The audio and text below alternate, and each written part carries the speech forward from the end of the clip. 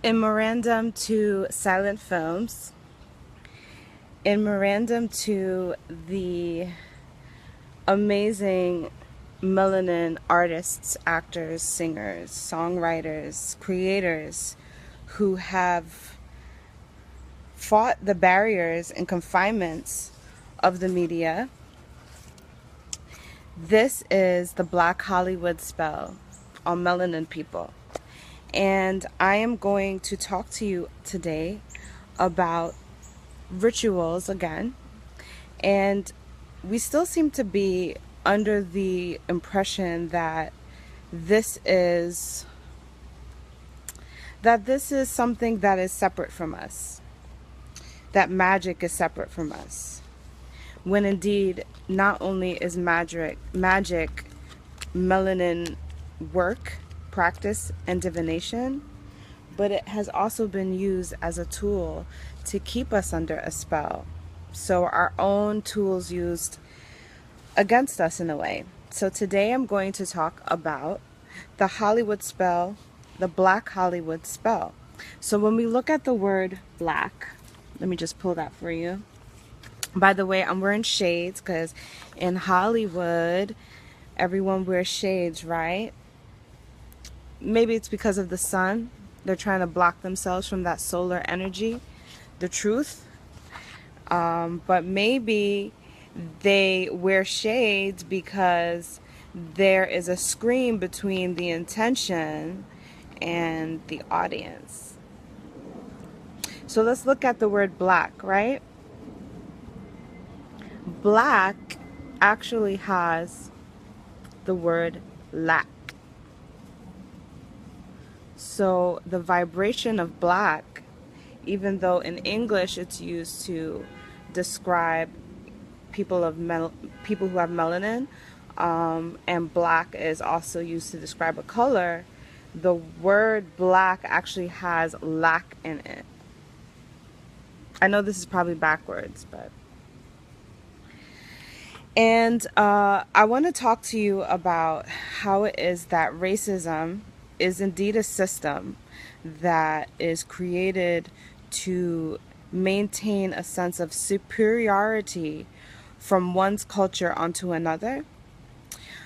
But when we think about spells and magic, this is how it actually translates into those who are targeted, in which you can now be a participant of racism due to the fact that your belief sets are grounded in certain value systems, and your belief sets are grounded in value systems, period. And therefore you can hate on your own self and you can hate on your own race without even realizing it due to the spell. So Hollywood is like a ritual, and indeed a media platform is a reflection of the people. In fact, the beginning of Hollywood, there weren't any really great filmmakers or anything like that. There were just storytellers, and they were telling the story of the experience, American experience in the early 1900s. Okay, so Hollywood is basically a ritual because they display the current events or the current state of mind of people. Now, the first melanated people, right? When we go back to the origins of Hollywood and we think about melanated people and when it is that they were first hired creatively to be actors, they were actually filling a role that was already stereotyped for them. So we're going to talk about Uncle Tom first, because Uncle Tom is the first ever black character. And Uncle Tom was actually first played by white people or Caucasian people, and they would dress in blackface. So if you look at the origins of our media in America, black people were not even allowed to be hired. So we have numerous studies and clips of white or Caucasian actors playing in blackface. Now, I know that a lot of people say, well, how is that related to today? Well, here on the Cycle Breaker channel, what we do is look into the karmic cycles that we continue to keep ourselves in. And as much as we think that it's unrelatable, today I'm going to show you that it is very relatable. Hi, Aaliyah. Thank you. Peace. Peace and love to you. So today I'm going to show you how it's still very much so the case. But we're going to go all the way back to the origins of Uncle Tom. Now, the first actor who played Uncle Tom was an overweight Caucasian actor who dressed in blackface. And Uncle Tom is one of 5 stereotypical characters. So eventually real black actors were hired to play in these 5 stereotypical roles. And the reason that black actors were able to even begin to have work was so that they could maintain the image of being docile and unthreatening to the audience, the white audience.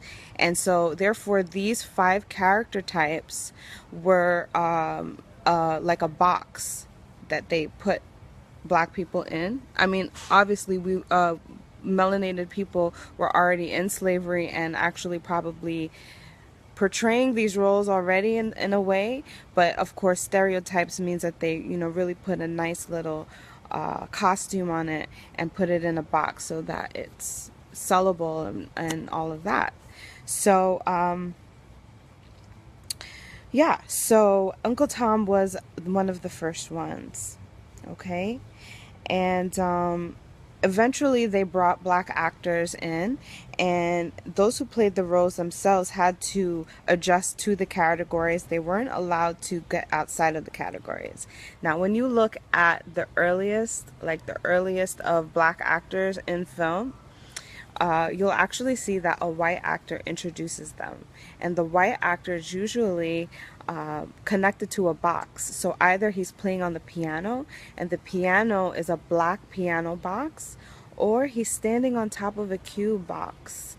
So the white actor would be connected to this black box, and then the black actor who was in their stereotypical role would come out and play a very rigid performance, right? It was very tight. You'll see even like the Sandman, it was like really tight performance, and that would be how they would maintain these characters.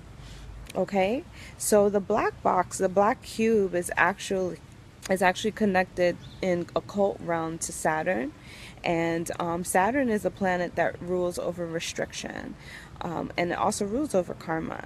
So there are certain occult groups who you know, really glorify Saturn. They worship Saturn, and the black box in some of these groups is the symbol of Saturn.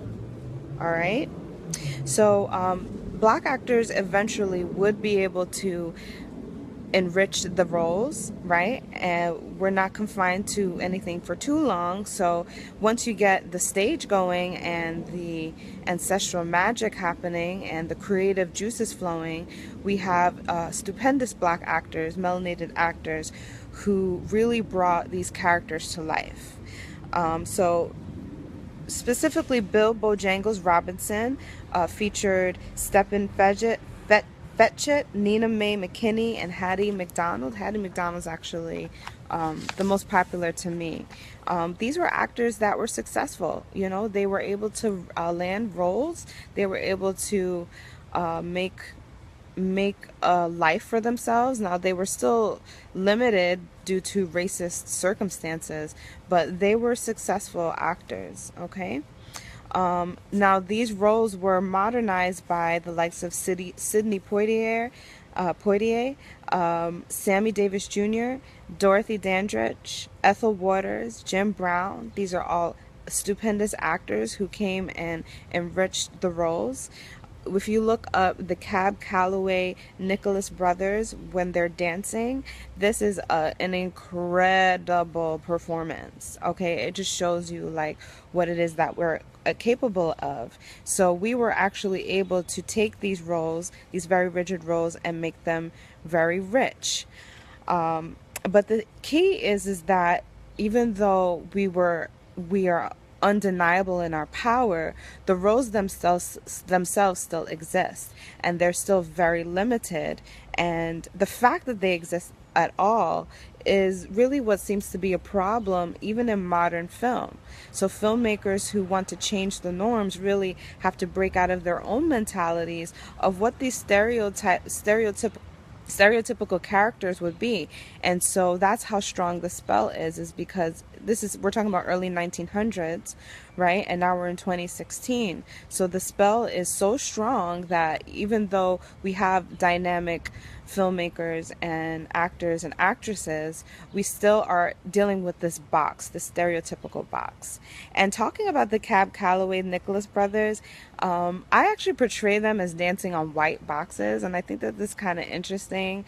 I think that there's a lot of subliminal that they're giving out in that idea of them dancing on the white box. So I just wanted to mention that. So early silent motion films were the first to come out, and they are the ones who depict these stereotypical characters from jump. So we did everything that we could to stay out of it, but you'll see that the cycle continues. Richard Pryor, Eddie Murphy, Whoopi Goldberg, Danny Glover. There are also some more dynamic actors who came in during very thick racist media platforms and started to revolutionize the roles. But again, they were still stuck in some sort of cycle. So let's talk about the different types of roles that there were. The first type is the Uncle Tom. And Uncle Tom is known to be polite. Uncle Tom is polite, he's docile, he keeps the faith even though, you know, shit is happening to him and like people are trying to beat him and fuck him up and all that. But Uncle Tom is the black actor who kept the faith, and he is unthreatening to white audiences because he is grateful no matter how much they beat him down. Now, 1911, this is even before my grandmother was born. 1911, For Massas Sake, is one of the first depictions of Uncle Tom. And For Massas Sake is about a slave that is attached to his master, and he sells himself back into slavery to help the master deal with financial hard times. So this story of Uncle Tom, one of the first stories of Uncle Tom, was depicted the stereotype of Uncle Tom was this movie called For Massas Sake, and he sells himself back into slavery to help out his master. So this is an unthreatening role to white audiences back then. And how is it that we could see that it's still possibly in some of our roles in music theater, in the movies, in episodes on major corporate platforms?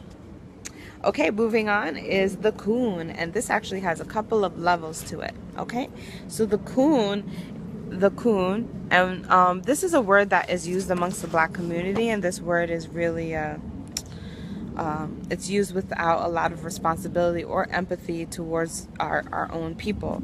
The Coon presented Negroes, unlike Uncle Tom, excuse me. The Coon was the comic relief, and it actually started out with the children, and the children were called pickaninnies, and the Negro child was the Coon, and they would display the child with like braids coming out of their hair and like little ribbons. This has developed into the 1950s movie of Little Rascals, where you look at like the buckwheat character who sometimes shown with hair with braids, depending on what movie you're looking at. But the pickaninny is a part of the Coon, and it was the first comic relief, and it was actually the child. The other Coon is Uncle Remus. And Uncle Remus is just a comic relief who is like a philosopher. So he has a lot of good ideas, but he's just funny. He's not like really that bright.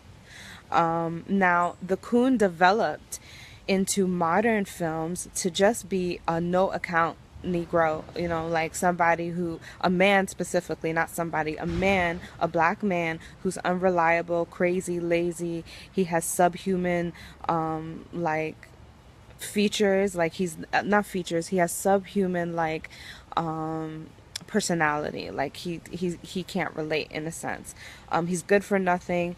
In early 1900s, he's seen as eating the watermelon. So there's a lot of cartoons where they have almost looking like an ape eating the watermelons, and this was the Coon. This was that unreliable, no account Negro, and he steals a lot, and he's always butchering, stealing, and he breaks up the English language.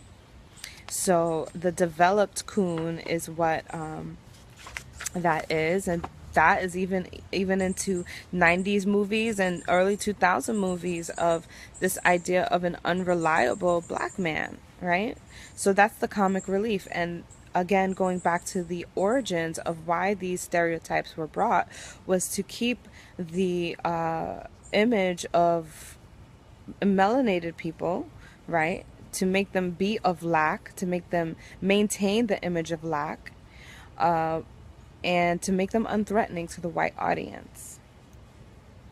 Now, the next one is a pretty interesting one. The next one is the Tragic Mulatto.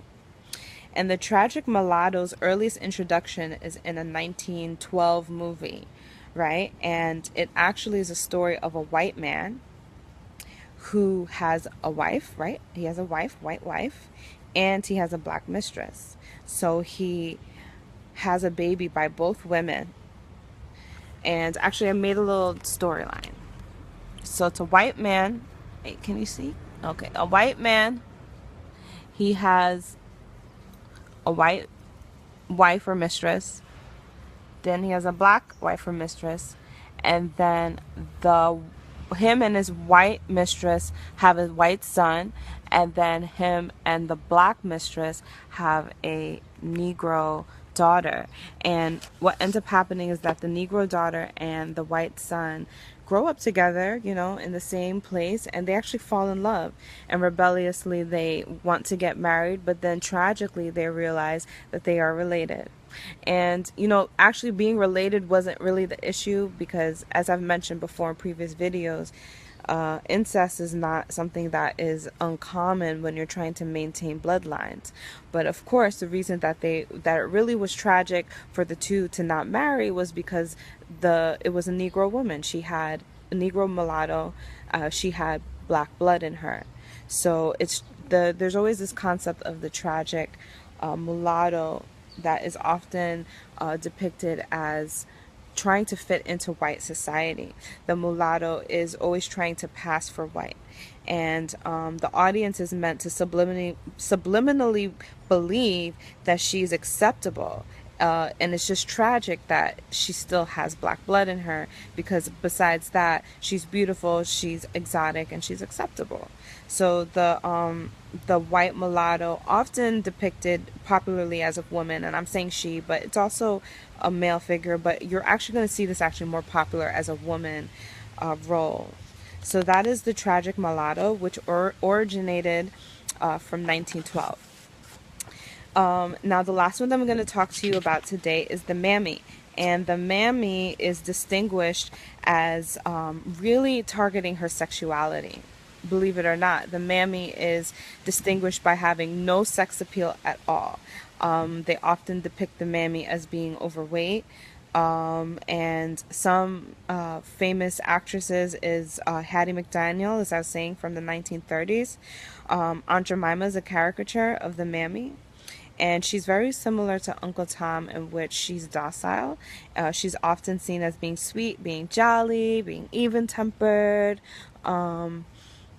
She's typically, you know, religious, and she's accepted by white culture because she's not sexually competitive to the white audience. She's not sexually intimidating. Because they tried their best to distinguish her sex appeal, and she she's just very kind. She's sweet. She's not angry or upset or anything like that. So these stereotypical boxes actually create a long-term spell onto black people because just starting with the mammy, she is often depicted as being dark skinned, right? So we have the tragic mulatto versus the mammy. So if you're seeing these movies and you're, glorifying these very successful actors, you're seeing these movies and you want to give respect to them. Their hustle is strong, but they're actually maintaining a spell that you have to now uplift from yourself. And this is where we have tragedy in the black community because these movies are deeply ingrained in the information of the subconscious.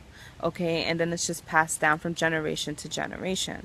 So we often have issues with women, black women, wearing hair and twists. Now, I'm not going to say we actually are healed and are breaking out of this because more and more black women are coming into their natural hair, as well as with locks.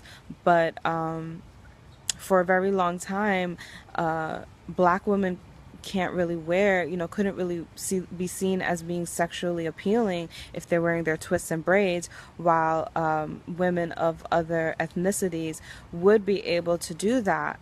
And that's because of these spells, guys. This shit is real. So this is the pickaninny style, right? And so they're trying to defile the black woman with that pickaninny style, and that's why even in between the masculine and feminine energies within the black community, it's difficult for a black woman to embrace her twists or braids because she's not seen as sexually attractive when those twists and braids are like gorgeous. And it takes a certain kind of hair to actually uphold twists and braids, right? We do the twists and braids so that we can detangle our hair. We use the twists and braids for different styles. So it's actually a beautiful practice that was twisted and turned to be seen as a pickaninny. Now, Aunt Jemima is known to be overweight and dark skinned. So, a lot of dark skinned women are stereotyped in white communities to be overweight. And that actually, in a lot of ways, I would say, puts it on the platform that dark skinned women aren't as gorgeous because they have this Aunt Jemima feel to them, right? So, they're nice, they're jolly, they're sweet, but they're still like, they're not seen, that's not seen as being sexually attractive. It's being seen as being a slave, someone who serves the white woman actually and takes care of her children. Aunt Jemima also is depicted with the scarf. Now, the scarf is a part of African culture, and this was really a spell onto our people to not see the scarf as something that is of divine value, and instead it represents a form of slavery. When in fact scarves actually help to maintain the hair texture, the curl pattern. Scarves are just great for keeping your hair up. They're just a part of the culture. It's a part of how women live day to day. But we had to really fight out of this box for a very long time because the Aunt Jemima character, even though big props to Hattie McDaniel, these characters really put a spell on a lot of our people. Specifically, actually not specifically, both the men and the women, because the women don't feel sexually attractive in their own cultural tools, and the men don't see the women as sexually attractive as well. So often, we'll like victimize one side over the other, but they're both under the spell. They're both under the spell, and this is specifically, Michelle says, and to protect your crown and energy. Thank you, Michelle. Thank you. You see, they used our tools against us. Okay, so this is like the dark-skinned women, tragic dark-skinned women story versus the tragic light-skinned women, the fair-skinned woman story. And you'll see, like, I think Halle Berry has a movie where she played, it's called Queen. That's the first movie that I ever saw as a young girl, and it was of a light-skinned woman trying to pass for white. And even as a girl who is, darker skinned than Halle Berry, it can be an effect on you because she's denying a certain part of herself. So it's tragic that the fair-skinned woman in these films, the stereotypical fair-skinned women, or as they call the tragic mulatto. You could look these terms up. These are not terms I created. These are terms that I have discovered that exist. You know, so the tragic fair-skinned woman was the mulatto because she's trying to fit in and she can't. She can't pass for white. It's tragic to the white people that she has black blood, and it's tragic to her black people that she doesn't want to be a part of them, because when we think about, we just want to be successful in society, and in the society that we're developed in, sometimes it's better to just do for self, even if it might really cast a spell on the rest of your people. And these are the challenges that a lot of these actors and artists had to face, and have to face even today. The no good men. The no good men are the Coons, and a lot of that stereotype is embedded within the men and within the women, to say, no good men. And so they're seen as not like reliable, they're seen as not smart, they're seen as fun and comic relief, maybe even good philosophers, but they don't have any intelligence to them. These are the Coons. And then there's the Uncle Toms, who are the ones who are beaten down. They're tragically beaten down by their own people. This is not just by the white master, because when we're talking about modern day, the Uncle Toms are the nice ones, they're the docile ones, but they don't get ahead. They're beaten down by their people, and they're beaten down by the white people. So these are the stereotypical boxes that are a spell onto our people. Now, the stereotypical boxes have developed over time.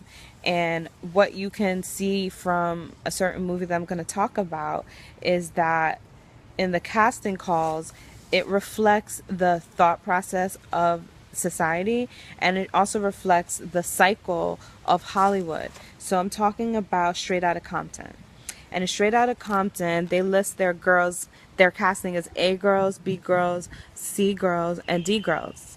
And the A girls are classy looking, real hair. They're the model chicks. And they say you can be black, but, they're not really saying that you can be dark skinned. They're just saying that you can have a hint. You can have a drop of black blood in you, for that exotic look. The B girls are the fine and natural girls. Woo, that was a bumblebee that came by. Hi. The B girls are the fine and natural light-skinned girls, and these are the Beyonce prototypes. And I actually was watching a TEDx, a young lady who was like, not even Beyonce made the A girls, like not even Beyonce, she's a part of the B girls and the light-skinned girls, fine and natural. The C girls, for Straight Outta Compton, for the casting call, these are the African American girls that they write, medium to light skinned. Okay, and then the D girls. The D girls are the African American girls. They're not in good shape. See, there's a stereotype poking its head out. Medium to dark skin tones, and that they're poor. So what I would like to take from this today is to see how far that we have come, but also to see how much further we have to go. And a lot of the times we think that the history is not existing anymore, like history is not present, but history is definitely recycling itself until we break the cycle. So I encourage you to look at all of the films, the episodes that you watch that maintain the stereotype of black people or melanated people being unthreatening, and if they can stay in these comic relief roles, if they could stay docile, if they can be perceived as not sexual, then they remain unthreatening. So that is the Black Hollywood spell. And just for anyone who doesn't quite understand yet what I'm saying is that this is our magic, and that Hollywood themselves is they participate in rituals and magic that can help keep you in the trance. So now you want a certain type of person. You end up wanting to date a certain type of person because of the stereotypes that are embedded in your brain. So as much as we understand that racism is most definitely a system that is external, it is also a spell that is internal. It is a control of the mind. So here I would like to encourage us all to take back our own mind control. This is your girl Karina Dean, and I'll see you in the next video. Peace.